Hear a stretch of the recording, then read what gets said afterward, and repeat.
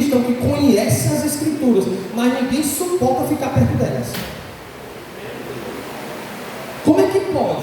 Eu conheço as Escrituras, eu conheço a palavra, até prego sobre a mesma, mas ninguém consegue ficar perto dessas pessoas. Por quê? Não é porque elas não são santas, é porque elas são insuportáveis. Elas não têm amor, elas não amam. Amém, irmãos? Gente, isso aqui é sério. Aleluia. Então não é suficiente ter teologia na mente, ter luz na mente, ter luz na cabeça, informações, sabedoria, conhecimento, teologia, ser gabaritado, equipado, ornamentado pela Bíblia, pela teologia. Não adianta, irmão, ter tudo isso na mente, ter essa luz toda na cabeça e não ter amor, pessoal.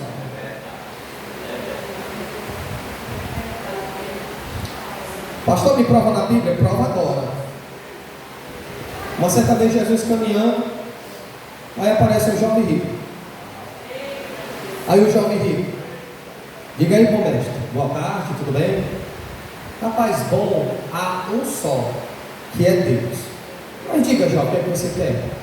Rapaz, o que é que eu devo fazer para herdar a vida eterna?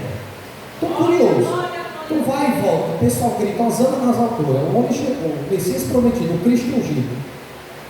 As pessoas estão comentando aí que tu cura, salva, liberta, ressuscita até mortos. Eu estou curioso, vamos bater um papo aqui. O que é que eu devo fazer para herdar a vida eterna?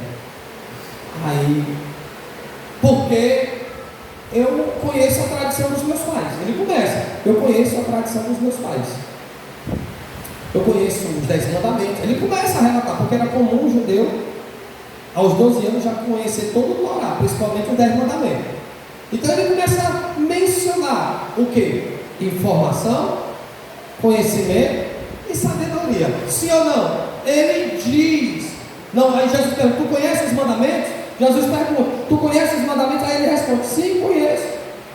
Não matarás, não furtarás, não adulterarás, não dirás ou darás falso testemunho, honra teu pai, honra tua mãe. Ele começa a citar os 10 mandamentos decorados. Quando Jesus pergunta: tu conheces os 10 mandamentos? Ele diz: sim, desde a minha infância. Os meus pais me ensinaram. É como um judeu com 12 anos conheceu o Torá, principalmente os 10 mandamentos e as 613 leis constituídas por Moisés. Eu conheço tudo isso aí. Aí Jesus: tu conhece mesmo? Vou te provar agora se tu conhece ou não. Faz o seguinte: pega tudo que tu tens, vende e reparte. Jesus não mandou ele dar tudo, ele mandou repartir. Vende tudo que tu tem e reparte com os pobres. E o texto é bem claro, irmão: saindo ele triste. O que adianta, meu irmão, o pastor perguntar à igreja: você conhece os 10 mandamentos? Você citar de um por um, e na hora de exercer o amor, você ser a pior pessoa.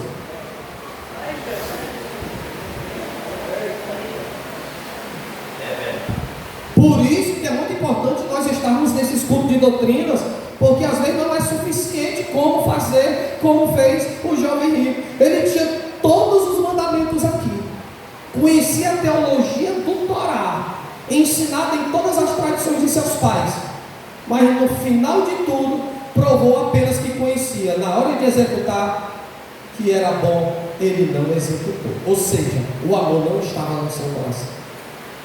Eu não quero uma igreja cheia de teologia sem amor.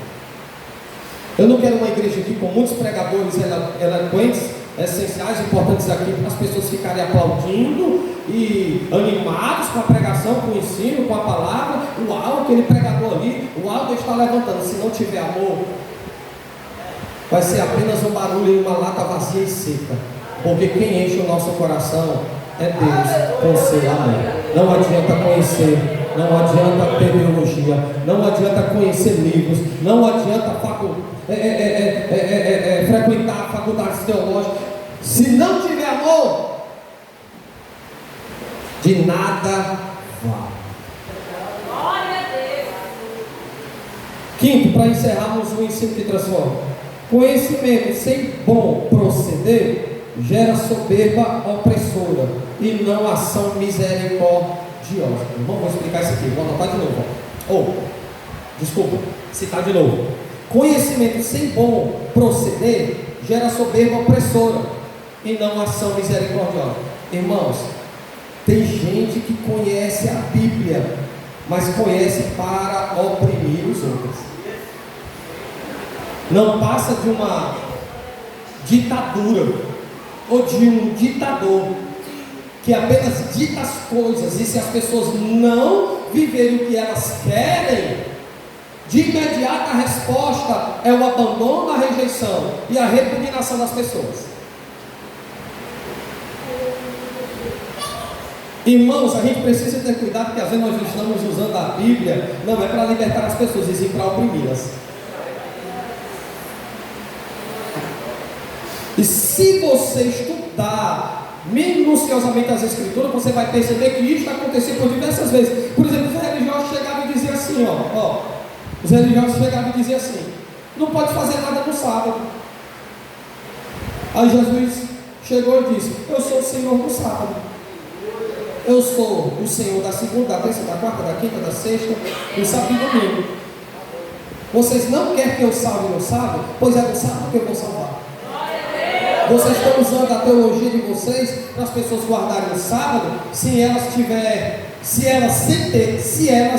sem ter nenhuma capacidade de salvar nem sequer seus próprios familiares. Rapaz, a regra era tão opressora que se tivesse alguém doente no dia de sábado, não poderia ser atendido nem por nenhum tipo de médico. De tão opressor que era o conhecimento que eles tinham.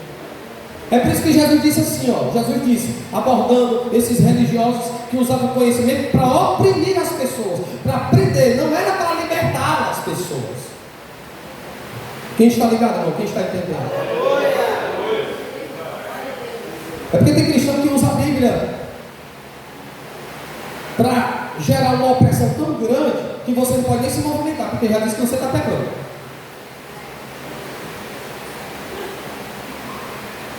Pegou. Aí você, meu Deus do céu, quando é que eu não vou pecar? Porque toda hora esse religioso está dizendo que eu estou pecando.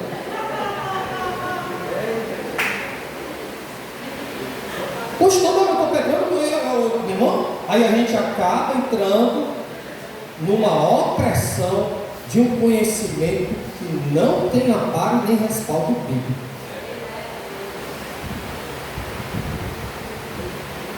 Não, irmão, só para ter ideia, não podia nem comer no dia de sábado.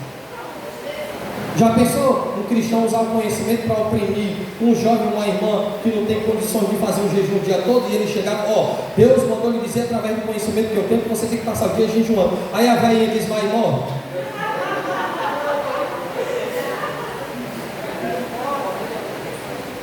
Jovens que têm problema de ansiedade, se você chegar aqui com esse sentimento radicalista, de tirania, jovem, por exemplo, jovens aqui que tem problema de ansiedade, você tem que jejuar o dia todo. Aí o dia todo com a barriga vazia, só bebendo água, porque a água não é alimento, é um elemento, pois a água não tem sabor. Aí do nada a menina desmaia, cai para trás, a culpa é de quem? Do legalista, do religioso, que não soube aplicar o conhecimento de forma correta e ensinar como deveria se jejuar. Irmão, conhecimento é poder, porque nos liberta, nos livra.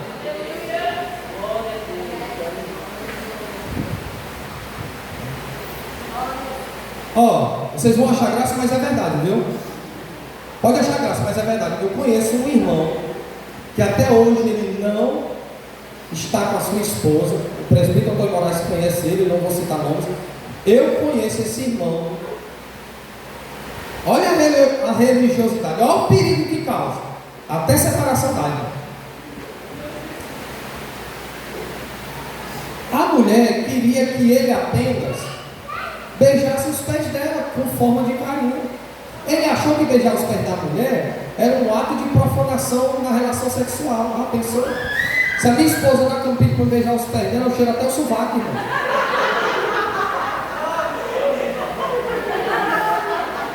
É minha mulher, estou cheirando as pernas de outra mulher e o sovaco é minha esposa, irmão. A Bíblia diz que eu tenho poder sobre o corpo dela e ela tem poder sobre o meu corpo, com moderação, decência e sabedoria. Irmão, estou citando isso aqui e não venha dar uma de santinho não, porque a tua mente é mais impura do que a minha.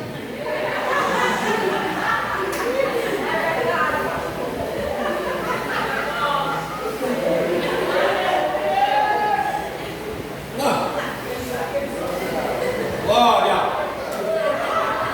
Vem, pastor, está dizendo, eu tenho que falar o quê? Você não tem noção que a religiosidade, o conhecimento que prende as pessoas numa religião, mata as pessoas. Sabe o que aconteceu? Ele disse que não ia beijar os pés da esposa. E ela, por diversas vezes, beija nos pés, eu gosto, me dê carinho nos pés. Eles se congregavam numa igreja totalmente religiosa, uma igreja que não pode nem se depilar. Imagina como é que não fica essas irmãs.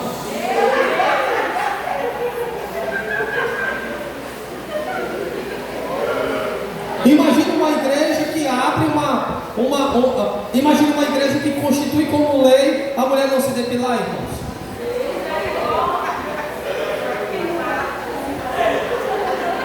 Se você não encontrar uma vermelha, não encontra a Mata Atlântica. E outra coisa, que irmão, eu não tenho vergonha de dizer isso aqui não. Pode se manifestar o demônio que for aqui, então me usa e eu expulso esse demônio, viu? Isso que eu estou dizendo não vai pedir Deus ser santo. Isso que eu estou ensinando que não vai pedir Deus ser um pastor de verdade.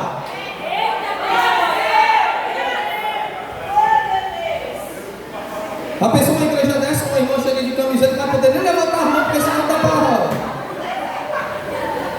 Religiosidade mata, massacra, oprime e causa depressão.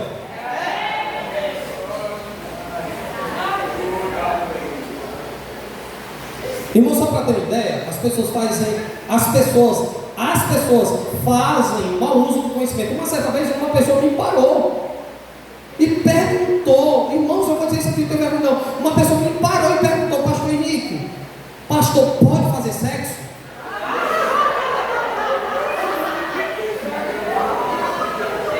Aí irmãos, eu sou tão sincero, tão franco, que eu disse assim: eu não estou morto.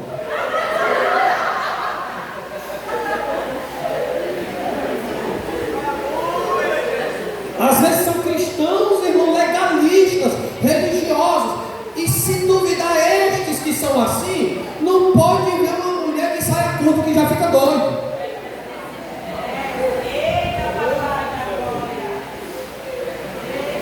Não pode ver uma tiazinha dando uma voltinha na calçada da beira-mar que já fica pedindo aquele louvor da Cassiane, 500 graus de fogo, puro, santo e poder.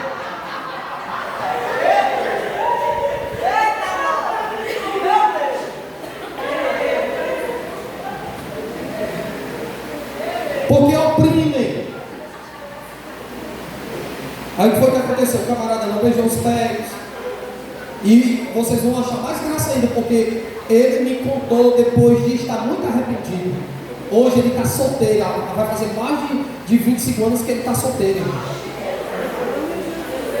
Por quê? Porque quando ele iria para o ato com a sua esposa, ele apagava as luzes. É o bate, né, irmão? Ele apagava as luzes. Irmãos, eu não tenho vergonha de dizer isso, por isso que tem que ter cuidado, viu, irmão? Uma certa vez eu peguei algumas irmãs e disse assim: irmãs, a gente precisa ter muito cuidado com essa falsa espiritualidade de vocês. Eu digo, irmão, quando eu tenho oportunidade, eu digo, vamos ter cuidado com essas falsas espiritualidades de vocês aí, viu? Não vem dizer para mim que na hora do ato, da relação sexual, vocês não falam línguas estranhas não, viu?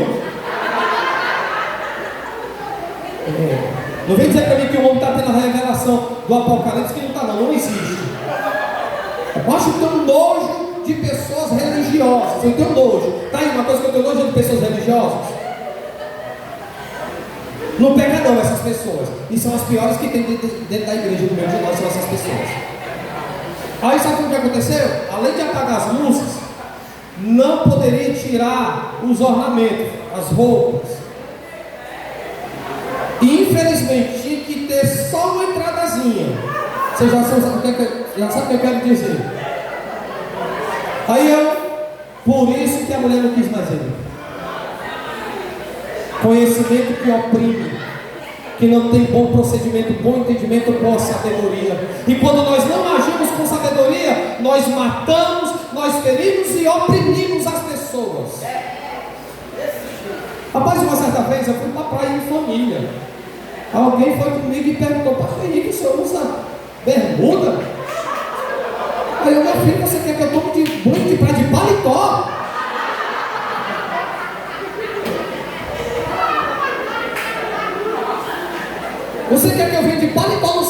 crente, com gravata, sapato e tudo, fica tomando banho na praia, meu irmão, eu tenho que vir mais à vontade, você está louco, irmão? Que religiosidade é essa?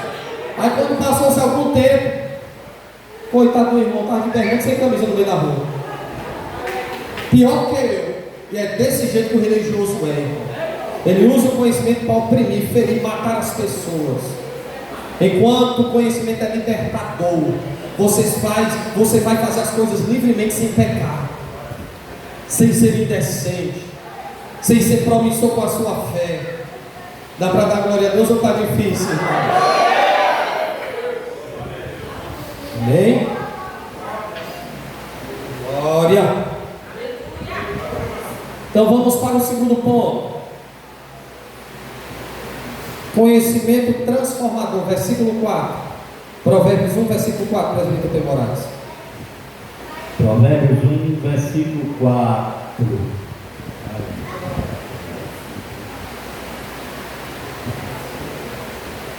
Pode ler. Procurando aqui, eu saí, eu acho que já. Provérbios 1, versículo 4. Conhecimento transformador, já anote. Provérbios 1, pastor, versículo 4. Diz assim, pastor.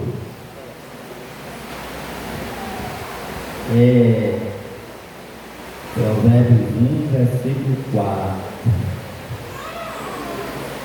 Diz assim: para dar aos simples prudência e aos moços conhecimento e bom senso. Pronto. Irmãos, conhecimento transformador. O primeiro ponto, o ensino que e agora, conhecimento transformar. Nós vamos abordar muito a questão da prudência agora. Por favor, não durma, preste atenção. E convide pessoas não crentes, pessoas que não são cristãs, para vir, para estar aqui, ouvir a palavra, para aprender. Amém?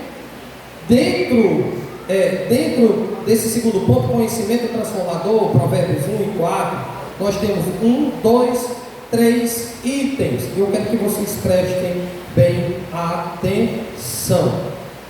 Conhecimento transformador. Primeiro, prudência é a percepção lúcida daqueles que compreendem o âmago das coisas e não se deixam ser atrapalhados pelas meras aparências. Vou repetir. Prudência é a percepção lúcida daqueles que compreendem o âmago das coisas e não se deixam serem atrapalhados pelas meras aparências. Primeiro, nós vamos destacar aqui a palavra lúcida, a palavra âmago. Irmãos, mais uma vez eu vou dizer aqui algo que eu já disse por diversas vezes. Quem está prestando atenção? Vamos lá. Vou pegar aqui o sábio e o tolo. O sábio, ele pega a calculadora e sabe somar. Somar o quê? Todas as consequências que ele precisa evitar. Eita, Jesus. O tolo, quando você oferece a calculadora, ele diz assim: não quero saber, eu quero fazer do jeito que eu. O sábio enxerga de longe aquilo que sobrevém, pelo cálculo das tragédias que ele pode ou que eles podem atrair se eles deixarem de serem sábios. Ou seja, eles já calculam antecipadamente toda a tragédia. Por exemplo, alguém aqui que já fez viagens de moto ou de carro, você, quando vai a primeira vez, você vai estudar, a não ser que você seja um tolo. Você precisa estudar os melhores caminhos. Sim ou não? Aí quando você recebe uma informação de que o caminho tem buracos, a dificuldade é enorme de transitar com o seu veículo, você vai tentar modificar o caminho. Porque você sabe, você está evitando prejuízos na estrada. E se tem ou coisa ruim, é um prejuízo no meio da estrada. Ou coisa ruim, é um prejuízo no meio da estrada da vida. Então, o sábio, ele pega a calculadora e calcula. Aí ele sabe muito bem que as tragédias, elas virão, se ele tomar atitude precoce. O tolo fala o que pensa, faz o que deseja, vai para onde quer. O tolo é ignorante, prepotente e reluta constantemente. Aí o que é que nós aprendemos aqui? Que a prudência é a percepção lúcida. O que é uma pessoa lúcida? Que vê, compreende ou exprime claramente. Preste atenção. O prudente vai agir com lucidez. Ele primeiro vai fazer o que, Alain? Vou ver primeiro. Não acreditarei. Primeiro eu vou ver. Aí o que é que acontece? Imediatamente ele vendo, ele compreende. Quando ele compreende, ele vai exprimir toda aquela situação, até descobrir se os fatos são verídicos ou não. Sabe qual é o nosso problema? Escutou a primeira? Vamos julgar, gente. Mas quando se escuta os dois, a gente percebe que nenhum tem razão. Dá para dar glória a Deus, irmão? É ela, pastor. Não, é ele. Não, é você. Aí, não, é você. Não, é você. Aí a mulher, é tu, rapaz. Aí começa. Um querendo puxar a razão pro seu saco. Aí no pesar ou pesar as situações, a gente vai entender que quem é lúcido, ele vai ver, compreender, vai espremer mesmo a situação, até sair as realidades dos fatos. Prudência é isso. Não é tomar a frente, é agir de forma correta e prudentemente. Irmãos, quando as pessoas não agem com lucidez, sabe o que acontece?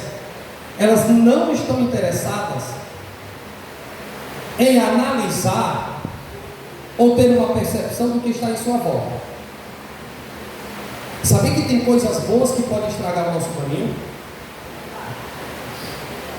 Não é só aquilo que é ruim que estraga o nosso caminho, não. Aí eu te pergunto, dinheiro não é bom? Quem gosta de dinheiro aqui, levanta a mão. Eu dou o maior valor, irmão, ó. Não, quem gosta de dinheiro? Vamos ser sérios, eu gosto. Se eu não gostasse, eu não comprava pão, não comprava frango, pagava. Eu gosto de dinheiro. Quem que não gosta aqui? Irmão, rapaz, eu tenho hora que eu odeio hipocrisia. Gosto, irmão.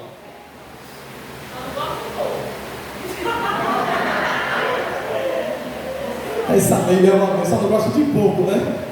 Tem que ser muito, né, meu? Nós gostamos porque o dinheiro nos faz bem. Mas a partir do momento que não sabemos fazer o mal, não sabemos fazer o uso correto do dinheiro, o bom que o dinheiro poderia estar causando, a bondade que o dinheiro poderia estar causando, fazendo mau uso desse dinheiro, pode nos causar males grandes. Quer ver uma coisa? Deus vai falar agora. Você está endividado porque você não soube fazer o uso correto do dinheiro, viu? Chora não, neném. Pastor, estou endividado por quê? É porque eu pensei que ia dar certo. Você foi insensato, imprudente. Não calculou. Não teve percepção do que você ganha. Quanto pode investir aqui, quanto não pode aqui, quanto pode fazer ali. Aí não age com percepção. Não age com lucidez. Vê, compreende, exprime a situação para avaliar se dá ou não. Quando você age de forma incorreta, pode se preparar. Você vai procurar um pastor e vai chorar. com essa doutrina aqui, pelo amor de Deus. Aí o que é que acontece? Eu estou agindo com lucidez. Aí eu vou compreender o âmago. O que é que significa a palavra âmago? Íntimo, parte fundamental. Preste bem atenção, âmago significa íntimo, parte fundamental. Escreva, prudência é a percepção lúcida. Eu vejo, compreendo, ou exprime claramente. Eu vou ver se os fatos são reais ou não, para poder tomar uma atitude com prudência, com sabedoria. E quando eu percebo, quando eu vou compreender o âmago das coisas, que é o íntimo delas, a parte fundamental dessas coisas, eu vou entender que quando eu sou prudente, eu vou analisar o íntimo da situação, e eu vou ter uma clareza dos fatos. Eu não tenho que ter cuidado com pré-julgamentos. Tem que ter cuidado com pré-julgamentos. Pré-julgamentos ferem, mata, destrói, separa, causa estragos. O prudente, ele vai agir com lucidez, vê, compreende, exprime a situação e vai analisar de forma correta e óbvia. Ele vai analisar todas as coisas em sua volta, usando esse âmago, o íntimo, a parte fundamental do assunto, da situação, da causa e das pessoas.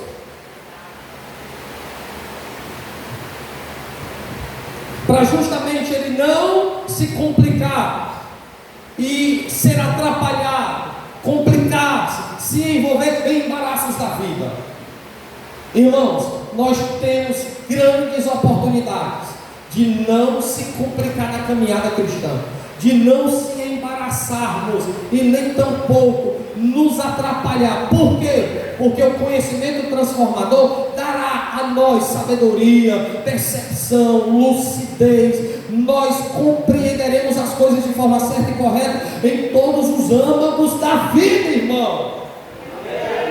Por exemplo, essas jovens aqui só se frustram na vida se vocês quiserem, porque doutrinada vocês estão sendo.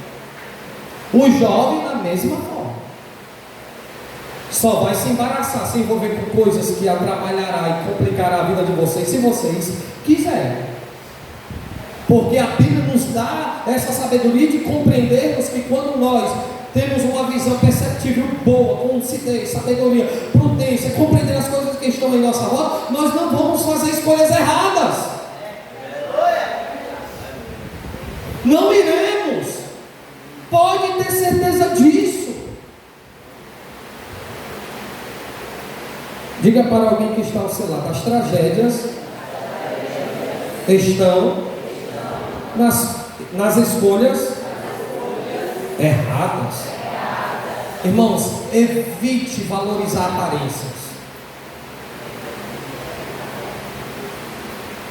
Jesus valoriza o caráter, não os dons.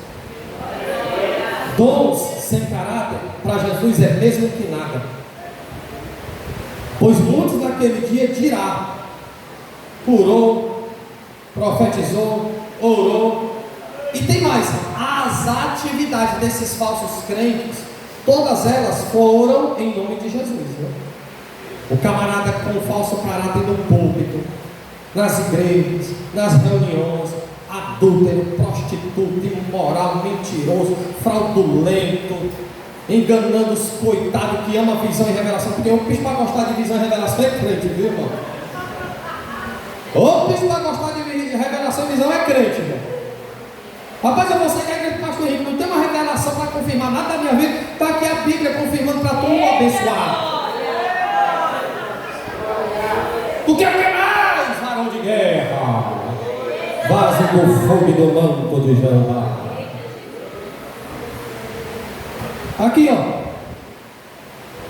Procedimento, percepção, analisar as coisas em volta. Aí, infelizmente, algumas pessoas, elas respeitam demais as aparências. Isso é muito complicado. Quando eu falo de respeitar as meras aparências, não estou falando apenas de beleza física, fisionomia, postura, comportamento, perna, coxa, seja lá o que for. Não é isso não, irmão. Não é isso não. Porque a Renata é uma mulher muito bonita, mas enganos deixa. A Renata é uma mulher muito bonita, sim ou não? É, com todo respeito. Mas mais engana os beijos, porque ela é a profetisa do Pix. Aí os abestados colocam Pix.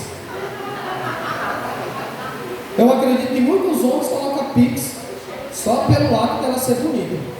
Porque as formas que ela se, irmão, da forma que ela se veste e que ela prega e canta, se tiver homens baleados dentro da congregação, eles desmaiam.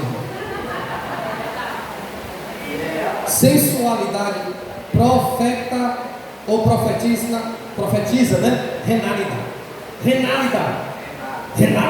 Tá rica a custa dos crentes. De mim não, dos beijos, dos otários. Né? Não apenas ele, e tantos outros evangelistas Lucas, mentindo nos altares, pervertendo o caminho dos santos e tentando perverter o caminho de outros. Aqui, irmão, enquanto eu estiver vivo e viver essa palavra e continuar vivendo, pode ter certeza, irmão, é cajadada no método.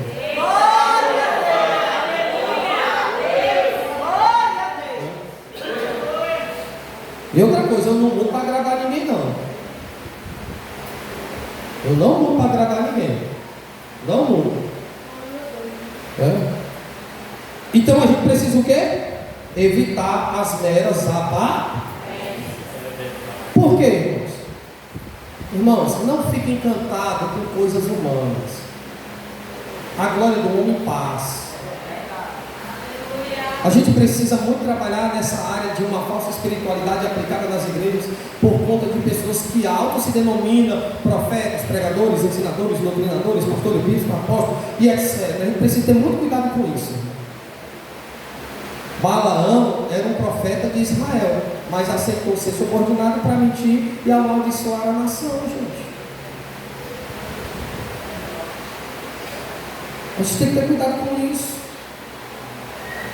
As aparências de alguém que sai para pregar e ensinar, tem que ter cuidado. Tem que ter cuidado com isso.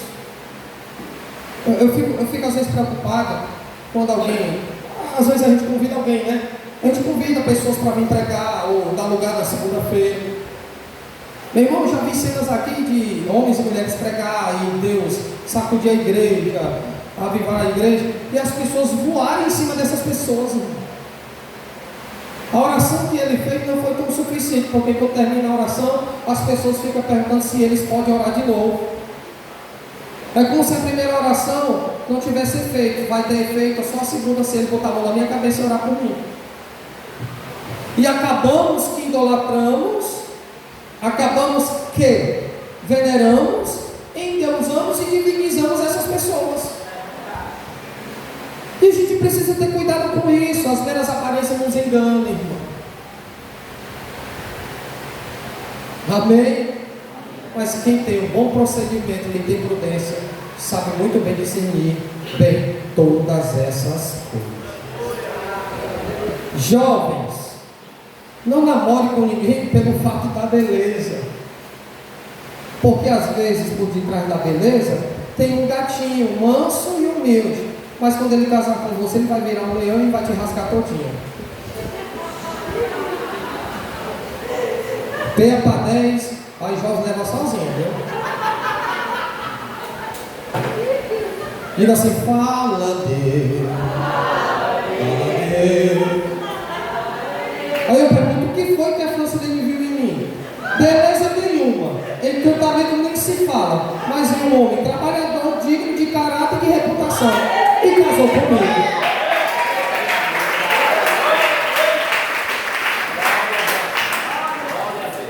Pastor Henrique, me ajuda, eu quero. Eu estou afim do menino lá no colégio. Ele tem umas pernas grossas, braços grossos, o cabelo parecendo uma calopsita, parecendo um pica-pau. E pastor, ele usa um aparelho verde, lindo e maravilhoso. Pastor, eu estou quase me dizendo que eu não estou suportando, a tentação está grande. Vai na aparência. Que chifre tu leva sozinho na eternidade.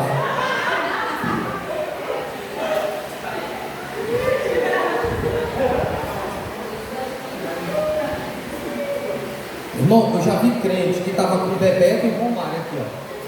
Banguelinho, o Bebeto aqui e o Romário, dois atacantes. Dando glória a Deus e aleluia, e a mulher do lado glorificando a Deus junto com ele, viu? Porque tem que casar pelo caráter, não é pelas meras aparências, não. Claro que se for bonito que nem eu, case, né? Mas as meras aparências atrapalham e às vezes apenas esconde o mau caráter que a pessoa carrega sobre si. Viu? Amém? Achando bom de vocês, né? Deus está falando, né, Rosa? Né? Oi, Rosa, né? Estou brincando, Rosa, eu gosto de brincar. Gente, segundo, prudência. Olha, segundo, prudência é evitar o caminho escorregadio do erro e colocar os pés na estrada da virtude, mesmo quando influenciados ou instigados pela pressão da maioria. Irmãos, todos podem pecar, menos você. Está entendendo? Quem está entendendo?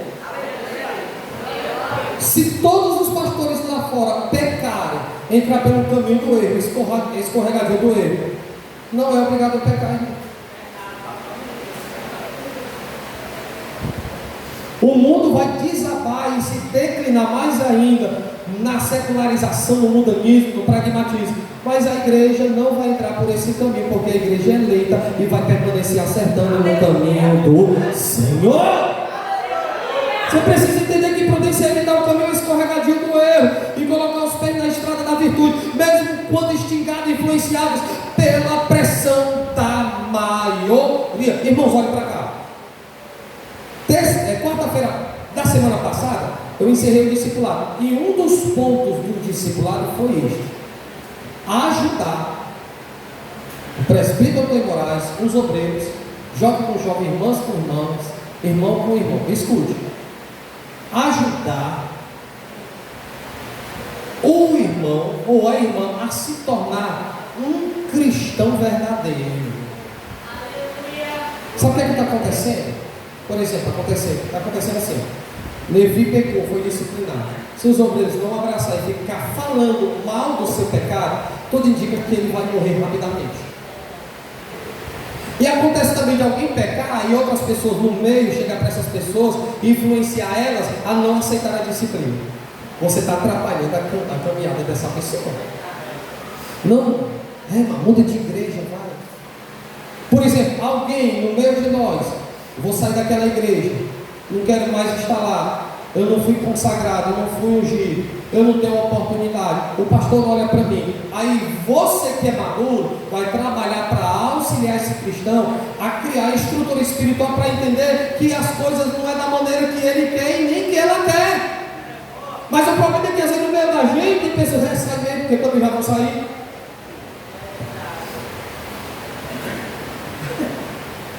Ao invés, não, irmãos, tenha calma, o pastor tem visão de Deus, vamos trabalhar com calma, vai chegar o nosso dia, o nosso tempo, a nossa hora, tudo no tempo de Deus. Mas tem pessoas que trabalham para contribuir para que as pessoas se tornem mais ruins do que elas mesmas. Irmãos, pelo amor de Deus, contribuir para que as pessoas sejam ruins dentro da igreja. Eu vou dizer uma coisa: o negócio está sério. Vai, mulher, vai. Falar mal da pastora, realmente ela não te dá atenção, não dá nem um sorriso para ti. Vai. Vem cá, vamos se juntar nós aqui logo. Se reunir com Satanás, tá cá, vamos enrolar daqui, bora.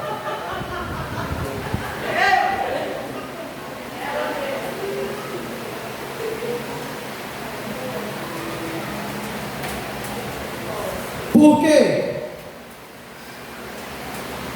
Porque às vezes, quando não age com sabedoria e com prudência, vai entrar pelo caminho da maioria. E às vezes a maioria faz parte da multidão e não do discipulado.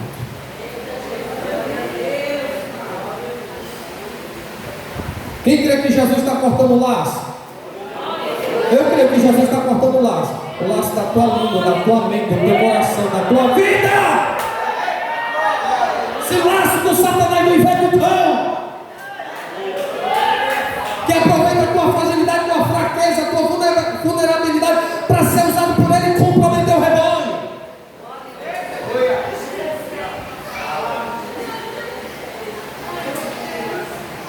Irmão, vocês sabem o que é que significa a palavra bom senso? Bom senso, em Provérbios 1:4, significa boa capacidade de avaliação, agir com juízo.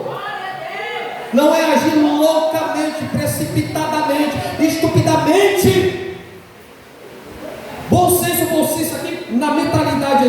Salomão em relação aos jovens é a boa capacidade de avaliar e compreender as coisas.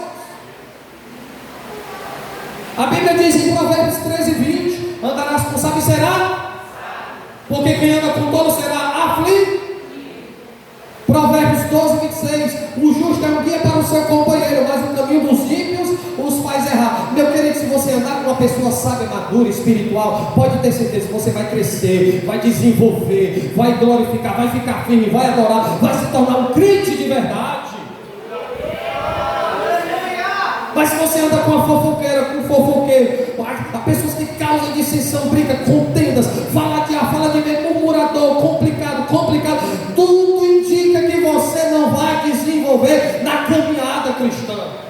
Saia desse processo de viver na maioria, entra no discipulado, compreende o discipulado, entenda a sabedoria, entenda a prudência, viva para Deus, glorifique a Deus, esteja com Deus e viva para Ele. Coisa maravilhosa ver aqui o Igor convidando eu não quero chamar mais de robô não, meu irmão, mas me ajuda aí, o Paulo Ricardo, esse outro senhor que está do lado dele, qual é o nome dele? Paulo, vixe, 2 Paulo, tome pé a Satanás. Olha aí, ó, como nós devemos evitar o caminho escorregadio, não entrar pelo caminho da estupidez, da insensatez. É necessário a gente entender, irmãos, que a pressão da maioria não é mais nem menos do que extinguir nós errarmos e ficarmos contra os outros, meus.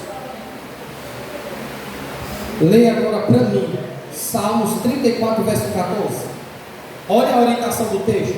As pessoas pensam lá que praticar o mal, fazer o mal, é apenas matar, estrupar,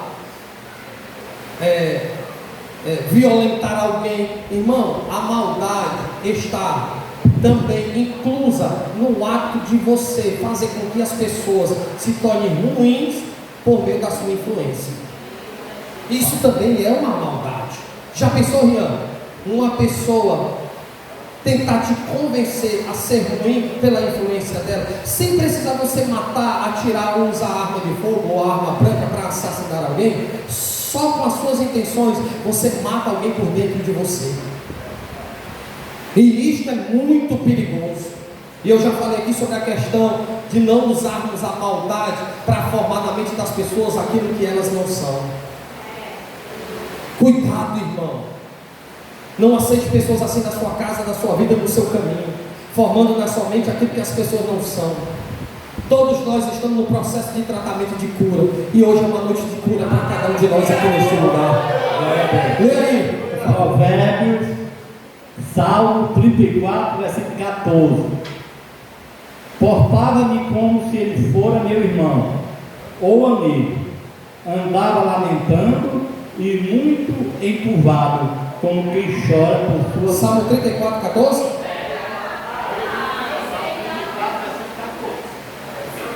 Nossa, está aqui sim.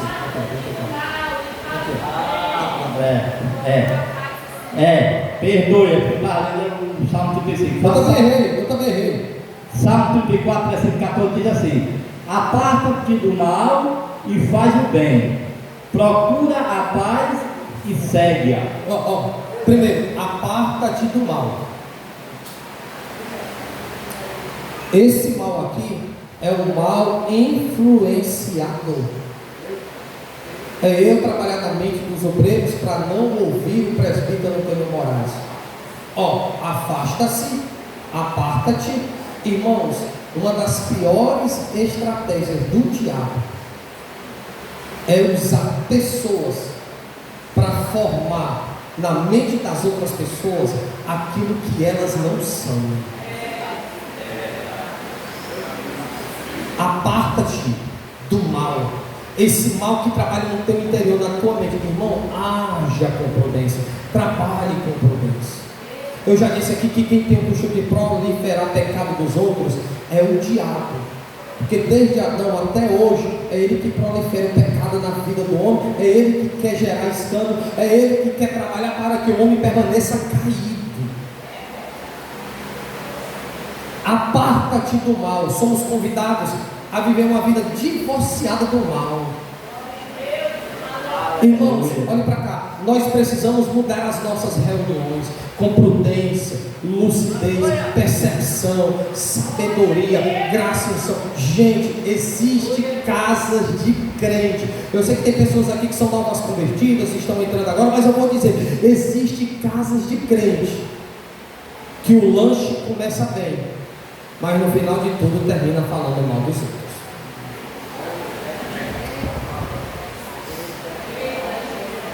Dificilmente um lar cristão consegue terminar na boa conversa quando iniciou a mesma.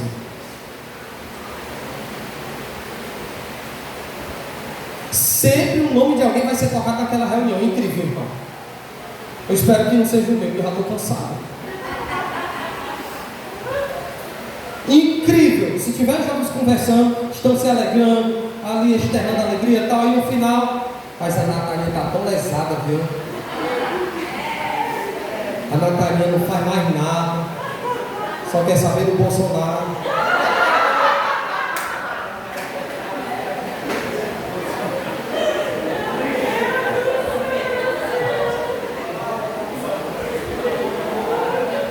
Aí começa, não tem como, irmão. Começa com a pizza, todos glorificando e adorando, e termina com o capetinho, falando mal de A, de B, de todo mundo. E as nossas reuniões, tem gente que está orando a Deus para Deus mudar as nossas reuniões dentro da igreja. Aqui não precisa mudar nada não, irmão. Seremos aqui o reflexo que somos em casa.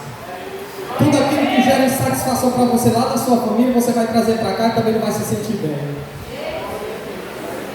Sabe por quê? Porque não está tendo boa capacidade de avaliação, agir com bom senso, com juízo, naturalidade, com prudência, sensatez.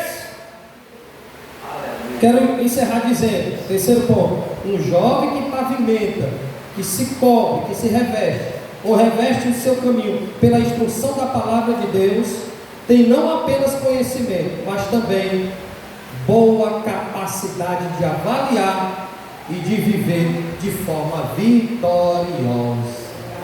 Um recado para os jovens. Olha para mim. Essa banda. Todo dia que eu vejo a banda sorrindo, me lembro do dia que eu dancei valsa com ela. Eu me senti o príncipe. Eu me senti o rei da TM.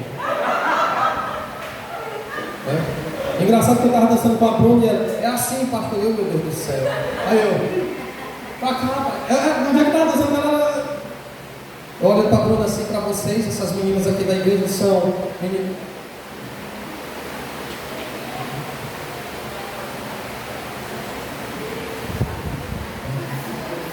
Ah, tá certo. Me diz, viu? Ó, eu olhando para as meninas aqui, eu tenho um recado aqui para vocês. Para os jovens também. Nunca deixe de cobrir a vida de vocês ou revestir a vida de vocês com a palavra. Sabe por quê? Porque a palavra de Deus vai guardar o coração de vocês do mal. Vocês nunca vão entregar o coração de vocês para nenhum jovem que terá capacidade de corresponder vocês. A pior coisa que tem é vocês um dia tentar encarar as meras aparências e entregar os sentimentos no coração de alguém que não tem capacidade nem de cuidar de si mesmo. É o recado de Deus para vocês. São novas, não tem pressa, vão estudar, cursar faculdade, se tornar advogado ou advogado para defender as causas da igreja, juíza ou juiz para bater martelo e resolver a situação, médicas, porque quando eu estiver velho, quem sabe vocês cuidar de mim, professor para educar os nossos filhos, quem não sabe dentro da igreja. Nunca entregue o coração de vocês para ninguém, seja homem ou mulher, que não tem capacidade de corresponder os sentimentos de vocês. Guarde o coração de vocês, cobre a vida de vocês com a palavra. Igreja, cobre, reveste, se reveste da palavra, pavimenta, cobre esse asfalto cheio de buraco com a palavra de Deus, e vocês verão que a vitória de vocês é certa para a glória de Deus.